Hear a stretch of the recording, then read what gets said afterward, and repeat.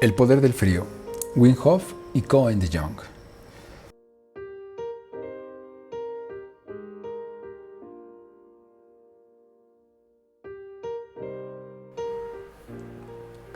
Ejercicios respiratorios que te ayudan a relajarte.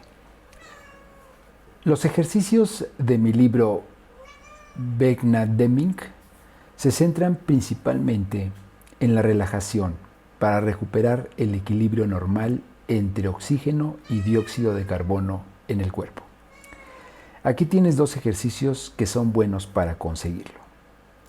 Inspira por la nariz. Expira por la nariz. Haz una pausa. Inspira por la nariz. Expira por la nariz. Haz una pausa. No realices la pausa tanto tiempo como sea posible, sino solamente hasta que sientas la necesidad de volver a inspirar. Si este ejercicio no te relaja, expira por la boca. Inspira por la nariz. Expira por la boca, prolongando la respiración un poco más. Haz una pausa. Inspira por la nariz. Expira por la boca, prolongando la respiración un poco más. Haz una pausa. Puedes prolongar tu respiración con facilidad reteniéndola mientras expiras, de manera que tus mejillas se hinchen un poco. Es bueno realizar estos ejercicios respiratorios para relajarse durante 2 minutos antes de empezar a realizar ejercicios de WHM. Los ejercicios de WHM son completamente diferentes y tienen una finalidad distinta. Esto requiere una explicación más amplia. Los ejercicios respiratorios de WHM. Los ejercicios respiratorios de Wim Hof no están pensados para relajarte, al menos no mientras los estás realizando. Están diseñados para capacitarte para controlar tu mente y tu cuerpo, para que puedas influir en tu sistema nervioso autónomo. Al principio, los ejercicios del WHM harán que te marees. Es bastante difícil mantener tu atención concentrándose en ellos y realizar los ejercicios adecuadamente. Hasta ahora hemos mencionado los ejercicios respiratorios y no la meditación. Sin embargo, los ejercicios de Hof tienen su origen en una técnica tibetana conocida como meditación Tummo. Tummo es una forma de meditación cuyas raíces se encuentran en la tradición india Vajrayana, una religión que probablemente surgió alrededor del siglo IV después de Cristo con fuertes influencias de las enseñanzas tántricas e hindús. Funciona a partir del nivel de causa y efecto, con el ánimo de transformar cada experiencia en sabiduría audaz, alegría espontánea y amor energético. Rebosa de buenas intenciones. Pero para Hof, lo más importante es que no implica tener fe en un poder superior y que uno mismo experimenta lo que es cierto. Los seguidores de Vajrayana ven el método como el vínculo más importante para alcanzar la iluminación espiritual mediante las enseñanzas de Buda. La técnica Tummo. El Tummo combina la respiración con la visualización. Implica inspirar profundamente y expirar despacio. Mientras hacen esto, los practicantes visualizan llamas para aumentar su temperatura corporal. Como se centra en la experiencia y no en la fe, también aceptan la ciencia. En la publicación científica de PLOS ONE, investigadores de la Universidad Nacional de Singapur describieron su estudio con monjas que practicaban la meditación Tummo. Descubrieron que las monjas podían generar calor corporal adicional, aumentando su temperatura hasta 38 grados centígrados, en una temperatura ambiente de 25 grados centígrados. También eran capaces de secar con su cuerpo ropa mojada con la que habían sido envueltas. Wim Hof ha trabajado mucho con estas técnicas y las ha arrancado de sus términos orientales. Tampoco piensa en términos de iluminación espiritual. Lo que más le atrae es la idea de que Vajrayana es una religión que no se basa en la fe, sino en la experiencia. Se trata de tener experiencias, no de creer. Cada explicación se puede comprobar en última instancia a través de la propia experiencia. El hecho de que Hoff no quiera tener nada que ver con la religión o la terminología esotérica, enseguida queda claro en una de sus sesiones. Le gusta resumir los ejercicios en 2 palabras. ¡Respirad, cabrones! Hazlo tú mismo. Los ejercicios respiratorios del WHM. Una palabra de advertencia por adelantado. No realices este ejercicio respiratorio en una postura o localización en la que desmayarse pueda resultar peligroso, como en la ducha, debajo del agua, de pie o en el automóvil. La primera vez hazlo bajo supervisión. Inspira profundamente y a continuación expira.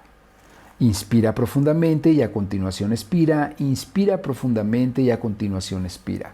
Hazlo al ritmo en el que te sientas más cómodo. Repítelo 30 veces. La última vez expira por completo e inspira de nuevo muy profundamente. Expira otra vez despacio y luego espera.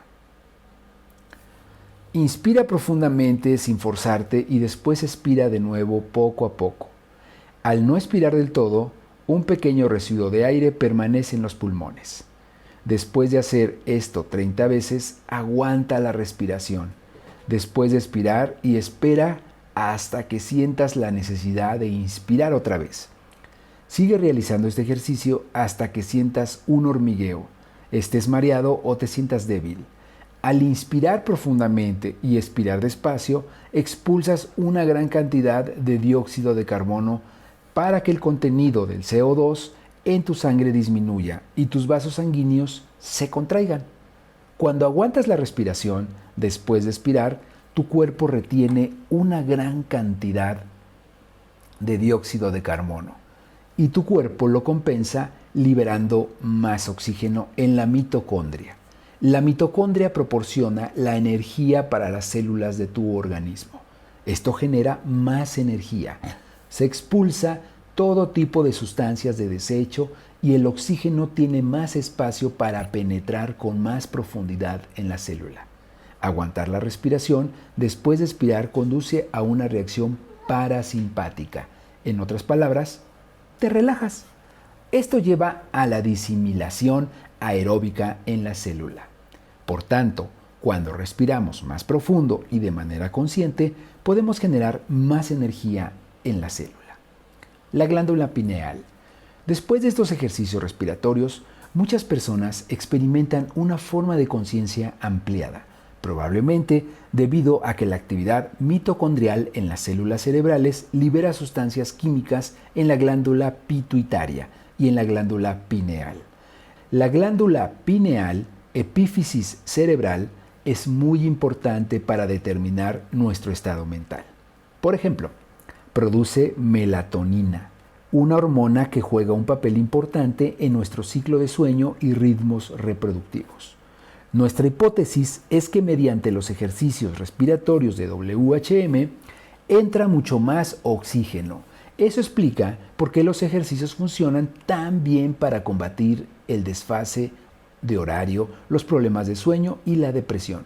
Curiosamente, en las filosofías orientales, la glándula pineal se considera el asiento del alma. El filósofo francés René Descartes, 1596-1650, también la consideraba el vínculo entre el cuerpo y el alma. Él fue uno de los primeros pensadores occidentales en promover la glándula pineal. Retención de la respiración. Puedes comprobar si tu cuerpo cambia durante los ejercicios respiratorios midiendo cuánto tiempo puedes aguantar la respiración. Comprueba cuánto tiempo puedes hacerlo antes de realizar los ejercicios y otra vez después de practicarlos. Notarás que puedes retener la respiración cada vez más tiempo. Está bien que tu tiempo de retención, el tiempo que transcurre entre que expiras e inspiras de nuevo, sea cada vez mayor, pero no lo conviertas en una competición. Es una manera de averiguar si el método está funcionando, no un fin en sí mismo. Resumen. Muchas personas respiran demasiado rápido y más profundo de lo necesario. Un patrón de respiración irregular está relacionado con una serie de problemas de salud. Los ejercicios respiratorios afectan a la actividad cerebral. Existen ejercicios que puedes utilizar para relajarte. El WHM usa ejercicios respiratorios para acceder a la glándula pineal. El oxígeno activa la expulsión de las sustancias de desecho. El dióxido de carbono abre los vasos sanguíneos. Compromiso. El entrenamiento frío y los ejercicios respiratorios son dos componentes importantes del método de Wim Hof. Pero para poner estos dos componentes en práctica y hacerlo de manera correcta, necesitas hacer un compromiso serio, especialmente al principio. No es fácil quitar el agua caliente y ponerse debajo de una ducha de agua fría durante 2 minutos. Esos 2 minutos parecen durar una eternidad. Y los ejercicios respiratorios diarios también son una tarea complicada. ¿De dónde saco el tiempo? Y la motivación. Un día con Wim Hof te aportará la motivación suficiente, su entusiasmo y experiencia te animarán a empezar con su método. Esto no tiene nada que ver con enfoques de cambio de conducta como la programación neurolingüística. Es sencillamente un entusiasmo arrollador que proviene de lo más profundo de tu alma. Para motivarte a tomar duchas de agua fría e intentar los ejercicios respiratorios, queremos describir el fantástico ejemplo de lo que tu cuerpo es capaz si haces un compromiso serio.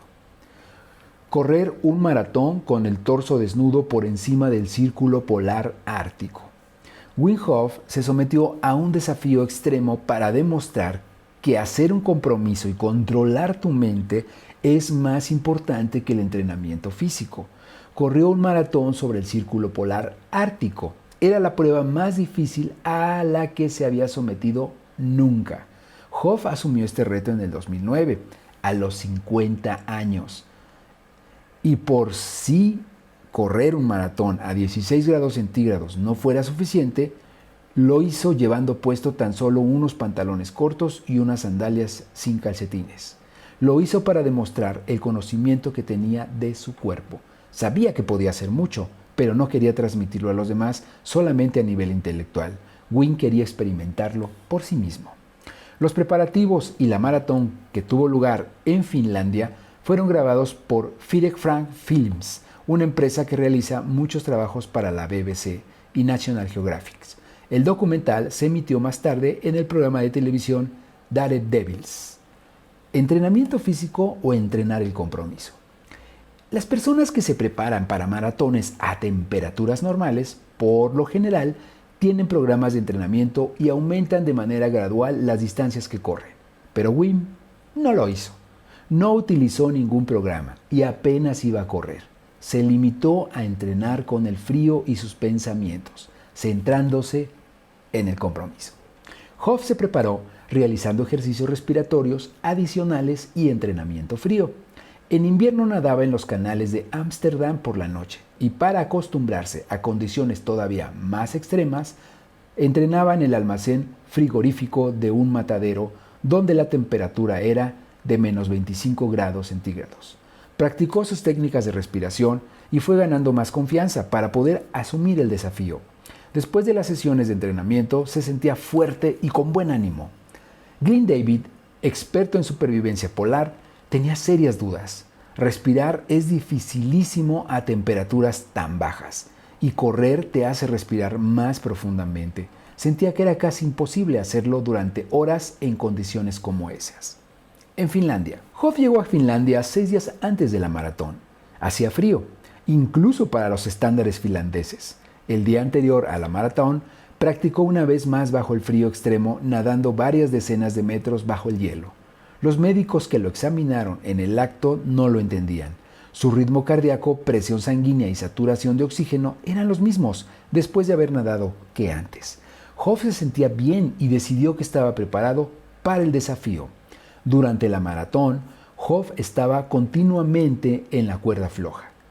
Si corría demasiado rápido, usaría mucha energía y tendría que respirar demasiado profundo, lo cual no es posible a menos 16 grados centígrados. Si corría demasiado despacio, se expondría al frío durante demasiado tiempo y existiría un serio riesgo de sufrir los efectos de la congelación. Después de correr durante 2 horas, todo seguía yendo bien. Sentía las piernas pesadas, pero su ritmo aún era constante. En ese momento había corrido alrededor de la mitad de los 42.195 metros. Sin embargo, a los 30 kilómetros, al cabo de un poco más de 3 horas corriendo, apareció la fatiga. Estaba claramente cansado y sufriendo por el frío. Su segunda esposa, Caroline, iba en automóvil por delante de él con el equipo de grabación y un médico. Estaba preocupada porque podía llegar a ser muy peligroso. Pero Hoff siguió adelante, incluso cuando tuvo que caminar después de 37 kilómetros. Al cabo de 5 horas y 25 minutos, Hoff había conseguido lo imposible: correr una maratón sobre el círculo ártico, a una temperatura extremadamente fría y con el torso desnudo, y sin entrenarse para la maratón. Un compromiso tan extremo como este parece ser posible solo para individuos excepcionales como Wim Hof, pero él se niega a creer eso, y para demostrarlo, años después, decidió ir a la cima del monte Kilimanjaro, con un grupo de personas para hacer lo imposible como grupo. El monte Kilimanjaro. A Hoff se le metió en la cabeza la idea de escalar el monte Kilimanjaro con un grupo de personas, una montaña de 5.895 metros de altura en Tanzania, muy popular entre montañeros y excursionistas. Los escaladores bien entrenados pueden llegar a la cima en 6 días. Para que el desafío fuera aún mayor, Hoff quiso escalar el Kilimanjaro en 48 horas con un grupo de 26 personas. Su principal motivación era demostrar que las personas son capaces de hacer más de lo que creen. También en esta expedición, todo el mundo decía que era imposible llegar a la cima en 48 horas con un grupo tan numeroso. Y por si esto no fuera suficiente, algunas de las personas del grupo sufrían enfermedades como esclerosis múltiple, reumatismo y la enfermedad de Crohn y cáncer, y no tenían experiencia escalando. El periodo previo a la expedición a enero de 2014 fue caótico. El Dr. Graham Buys del Centro Médico de Ámsterdam quería ir con ellos a título personal y ayudar al grupo, pero los guías locales pensaban que era una mala idea y en el último momento decidió no ir. Hoff, sin embargo, se mantenía firme en que concentrándose en su respiración y preparándose con el entrenamiento frío, este grupo era capaz de alcanzar la cima. Así que fueron. El grupo llegó a Horombohut, un pequeño grupo de chozas para alpinistas en una altitud de 3.705 metros. La temperatura había descendido a 3 grados centígrados y por si escalar hasta la cima del Kilimanjaro en 48 horas con 26 personas, muchas de las cuales estaban enfermas, no fuera suficiente, Wim sugirió que caminasen con el torso desnudo y en pantalón corto. Respiración y entrenamiento frío, ese es el secreto. Dio instrucciones a sus diversos compañeros. Los dividió en parejas. Tenían que cuidar uno del otro y en particular asegurarse de que seguían realizando sus ejercicios respiratorios. Inspirar profundo y expirar despacio y con tranquilidad para combatir el mal de altura. También se levantaban de la cama durante la noche para realizar los ejercicios respiratorios. Para fascinación de todo el mundo, excepto Hoff, por supuesto, el grupo consiguió una hazaña excepcional. 24 de las 26 alcanzaron el pico Uhuru, la cima de la montaña a 5.895 metros. La temperatura allí era de 15 grados centígrados.